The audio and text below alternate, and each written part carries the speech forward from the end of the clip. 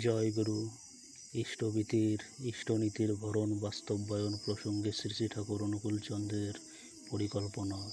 শ্রী শ্রী ঠাকুর সত্তর রক্ষীদল, কৃষিক্ষেত্র বা খামার ও কারখানা এই তিনটি জিনিস সর্বত্র চালু করা লাগে।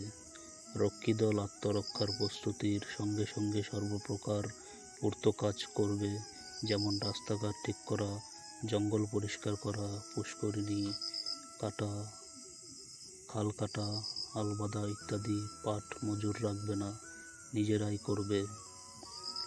এই কাজের জন্য যুবকদের মধ্যে ঢুকতে হবে, দলে দলে তাদের দীক্ষিত করে তুলতে হবে। শিষ্য হবার ভিতর দিয়ে তাদের আসবে সহজ নিয়মানুবর্তিতা।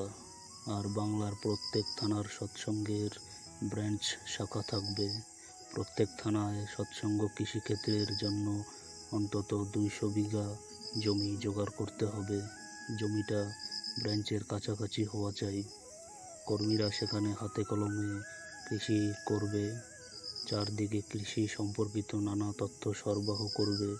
কৃষির সম্ভাব্যতা সম্বন্ধে সকলের চোখ খুলে দেবে, প্রত্যক্ষ করে দেখাবে। এতে সারা বাংলায় কৃষির পুনরুজ্জীবন হয়ে যাবে। বাংলা থেকে ভারতের অন্যান্য জায়গাও ছড়িয়ে পড়বে। আর এই কৃষিক্ষেত্রের উপর দিয়ে কর্মীদের ভরণ পোষণও চলে যাবে। কৃষিক্ষেত্রেও যেমন থাকবে তেমনই থাকবে একটা করে কারখানা। তা সেই এলাকার কারিগরি সেবা দেবে, কুটির শিল্পের যন্ত্রপাতি তৈরি করবে।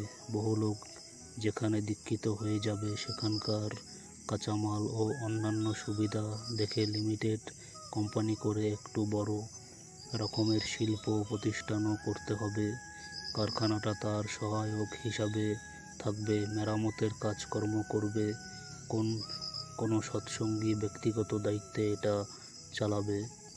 কর্মীরা সবার মাথায় কৃষি শিল্প সম্বন্ধে নেশা ধরিয়ে দেবে। আর যাই করেন গোড়ায় চাই যজন যাজন ইষ্টভীতি ও সদাচার। এই ভিত না হলে কোনো কাজ দানা বাঁধবে না। থানায় থানায় 200 বিঘা জমি সংগ্রহ করা কঠিন কিছু নয়, এটা এখনই করা যায়।